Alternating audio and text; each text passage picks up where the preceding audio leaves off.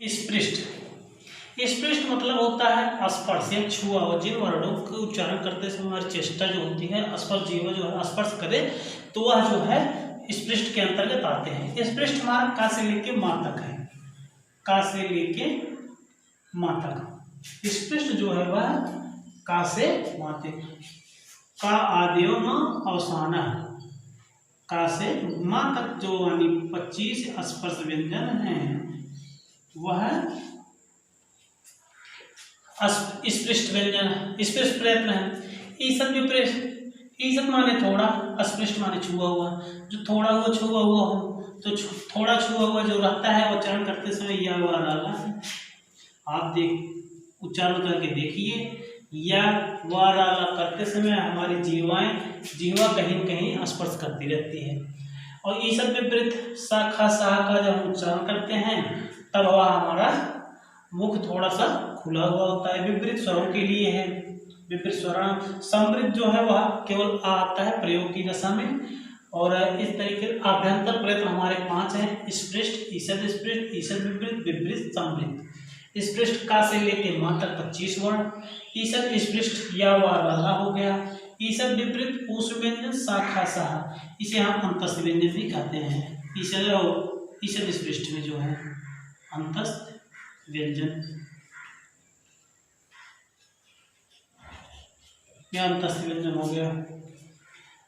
अब हम आगे चलते हैं, देखते हैं वाह्य प्रयत्न। ये तो हमारा आभ्यंतर प्रयत्न था।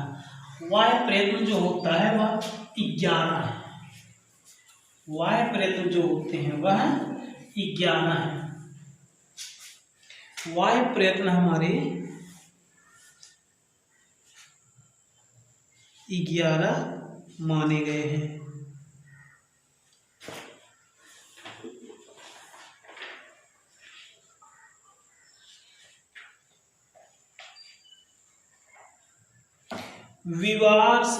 बाह्य प्रयत्न, बाह्य प्रयत्न देखिए, कहीं कहीं बाह्य ऐसा शुद्ध होता है, ये हा है, हा में फिर यहां से या है, बाह्य प्रयत्न। अगर आप ऐसे नहीं लिख पा रहे हैं तो कोई दिक्कत नहीं, आप लिख दीजिए, आपको हलक लगा दीजिए, आधा हो गया बाह्य प्रयत्न। तो बाह्य प्रयत्न कितने हैं? 11 है। इनकी संख्या 11 है। 1 2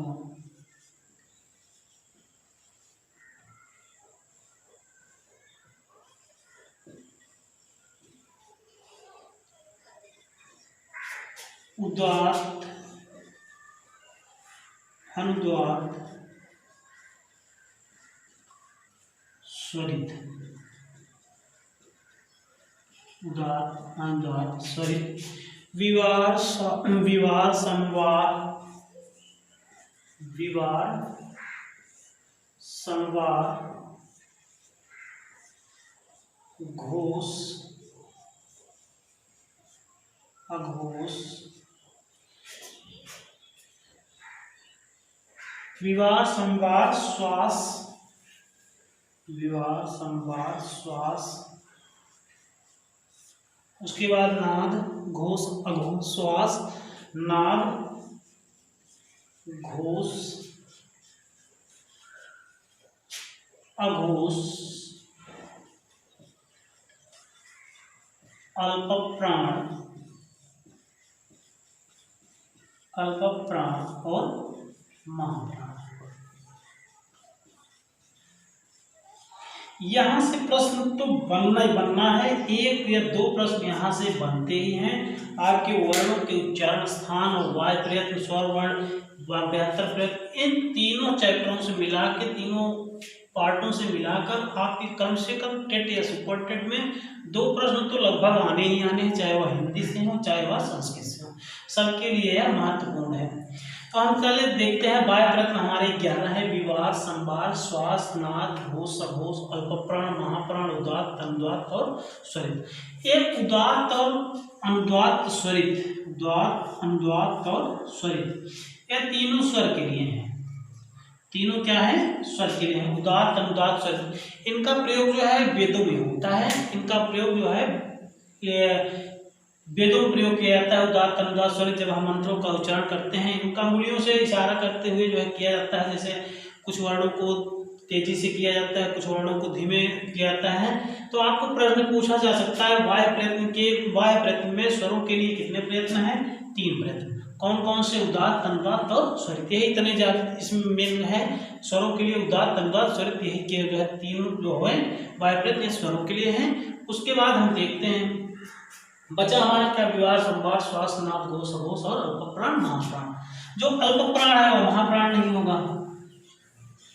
तो हम इसके लिए कुछ जो है सूत्र बता दे रहे हैं, आप उन सूत्रों को तैयार कर लेंगे तो आपको आसानी हो जाएगी, कोई दिक्कत नहीं होगी। तो इसमें आप कुछ जो है एक साथ कर लीजिए। विवार, श्वास, विवार, यहां हम लिख दे रहे हैं फिर से जो है सीरियल में, विवार, संवार, श्वास,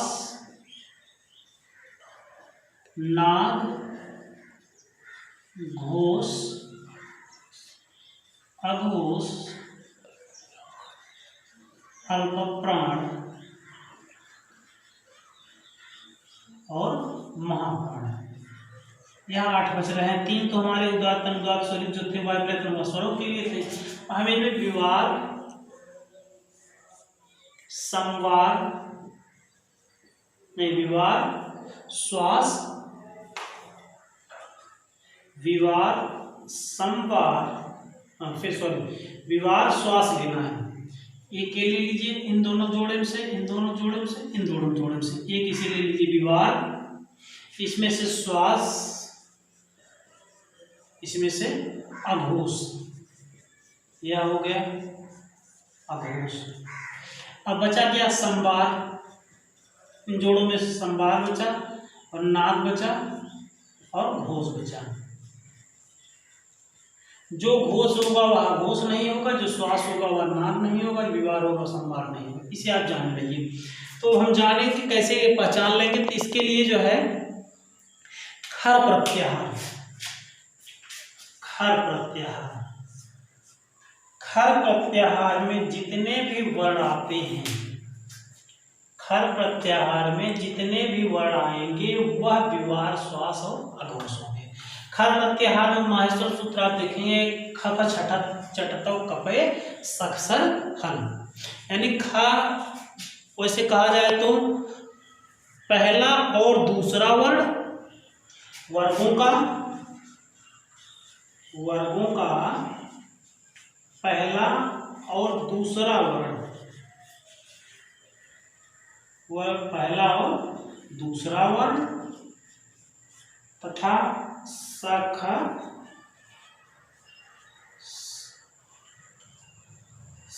सा हा नहीं है, केवल कपय चटतौ कपय सखसर वहीं तक है। हल का जो है हल छोड़ दिया गया है, तो यही केवल 3 है, शाखा सा और पहला और दूसरा वर्ण वर्गों का हो गया। ये तो हो गए खर प्रत्याहार में जितने भी वर्ण आएंगे वह विवार, श्वास, अघोष हो जाएंगे। अब बचा संवार, नाद और घोष। संवार, नाद और घोष। संवार, नाद, घोष जो है वह हस प्रत्याहार में, किस प्रत्याहार में? हस प्रत्याहार में। हस प्रत्याहार के अंतर्गत जो आएंगे वह हस प्रत्याहार के अंतर्गत जो भी वर्ण आते हैं वह संवार, नाद, घोष है। हस प्रत्याहार के अंतर्गत कौन सी आंसर है? हा हमारा ये मास्टर सूत्र जब पढ़ेंगे तो हैवरट के हा से लेकर, हैवरट के हा से लेकर के जब गढ़ 10 के 7 तक जो भी वर्ण है उनका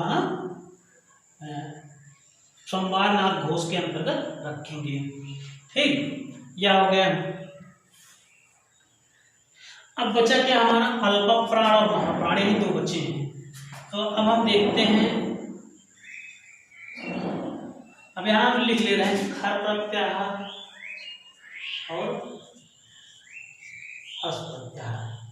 ठीक, अब हम देखते हैं अल्पप्राण और महाप्राण। अल्पप्राण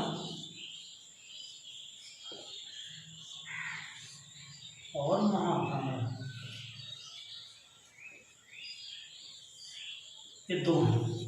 जो अल्प प्राण होगा वह महाप्राण नहीं होगा, जो महाप्राण होगा वह अल्प प्राण नहीं होगा। तो अल्प प्राण और महाप्राण में देखिए हम आपको सूत्र बता दे रहे हैं। वर्गाणाम द्वितीय चतुर्थ और सलस्य महाप्राण, या पहले आप अल्प प्राण देख लीजिए। वर्गाणाम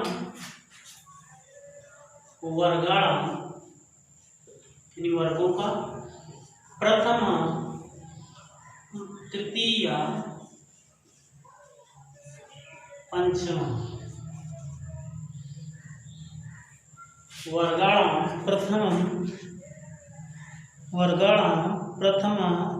प्रथम तृतीय पंचमा, यानी पहला तीसरा पंचमा यड़श्च, यड़ प्रत्याहार। वर्गों का पहला तीसरा पांचवा अक्षर, पांचों वर्गों के का वर्ग, चा वर्ग, टा वर्ग, ता वर्ग, पा वर्ग, पांचों वर्गों के पहला तीसरा पांचवा वर्ण, और उसके बाद जो है यड़ प्रत्याहार में, जो यड़ प्रत्याहार क्या कहते हैं, उया व रला, ये हमारे क्या है, यड़स अल्प प्राण, इन्हें अल्प प्राण कहा जाता है। अब हम देखेंगे अल्प प्राण। महाप्राण क्या है, वर्गाणाम वर्गों के द्वितीय चतुर्थ सलस्य, द्वितीय चतुर्थ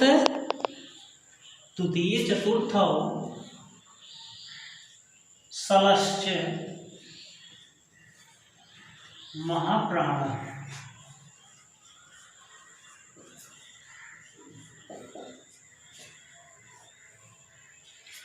वर्गों का पहला तीसरा पांचवा और यड़ प्रत्याहार के अंतर्गत यह वाला अल्प प्राण है।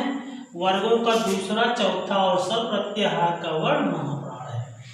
विवाद श्वास अघोष यह जो है हमारा खर प्रत्याहार के अंतर्गत है।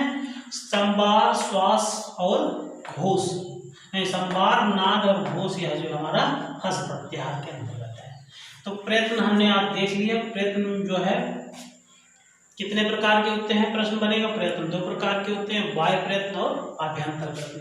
आभ्यंतर प्रयत्न कितने प्रकार के, 5 प्रकार के। स्पृष्ट, ईषद स्पृष्ट, समृद्ध, विपरीत, ईषद विपरीत। और बाह्य प्रयत्न कितने प्रकार के होते हैं, बाह्य प्रयत्न 11 प्रकार के होते हैं। विवार, संवार, श्वास, नाद, घोष, अघोष, अल्पप्राण, महाप्राण, उदात्त, अनुदात्त और स्वरित।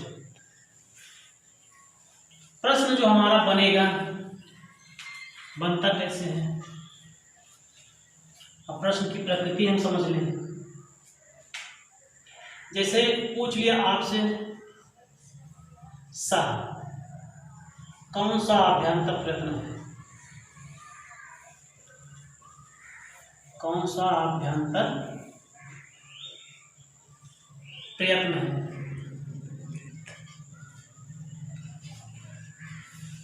सा कौन सा अभ्यंतर प्रयत्न है, तो हम जानते हैं सा जो है हमारा।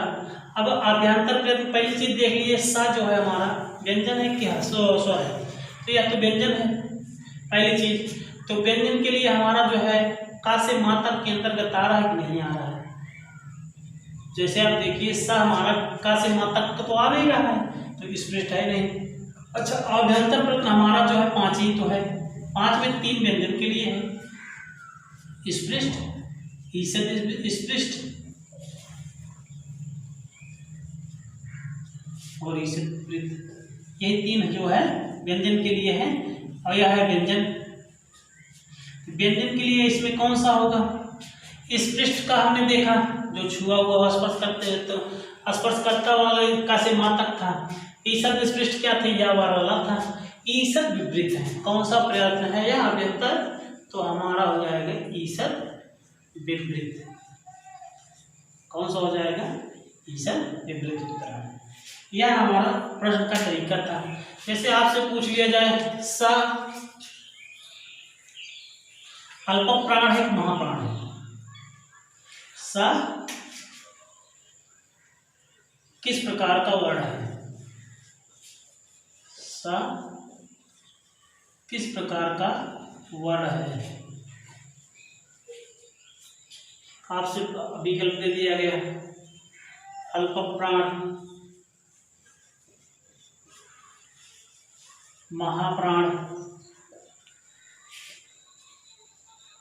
उदात्त, विपरीत। 4 विकल्प दे दिया आपको। तो आप देखिए सा जो है व्यंजन है और उदात्त जो है हमारा यह स्वर के लिए है, तो इसलिए यह विकल्प नहीं होगा। विपरीत स्वराणाम विपरीत नहीं है, तो अल्प प्राण है, महाप्राण है। अब हम जानते हैं अल्प प्राण क्या है। वर्गाणाम प्रथमम तृतीयम पंचमम, प्रथम पहला और तीसरा पांचवा वर्ण और यणश्च यण प्रत्याहार के अंतर्गत आने वाले वर्ण जो अल्प प्राण है। और महाप्राण क्या, वर्गाणाम द्वितीय चतुर्थम और सलश्च, जो यह हमारा सा आता है यह सल प्रत्याहार के अंतर्गत आता है। सल प्रत्याहार कौन कौन से वर्ण आते हैं, स ख स ये 4 आते हैं, यह हमारा एक है, तो यह हो जाएगा महाप्राण। इस प्रकार से प्रश्न आते हैं, आप इन सूत्रों को याद करते रहें, आसानी से आपको समझ में आ जाए, कोई दिक्कत नहीं। संस्कृत बहुत बड़ी चीज़ नहीं है, आपकी परीक्षा के दृष्टिकोण से केवल 60 तरीके से चला जा रहा है, नहीं तो अभी इसका क्लास अगर लिया जाए तो कम से कम बहुत बढ़िया ढंग से और बढ़िया ढंग से प्रस्तुत किया जा सकता है, समझने में और आसानी हो जाएगी। लेकिन आपकी परीक्षा के दृष्टिकोण को ध्यान में रखते हुए इसे 60 तरीके में जो परीक्षा के महत्वपूर्ण तथ्यों से देखा जाए तो जो है उस हिसाब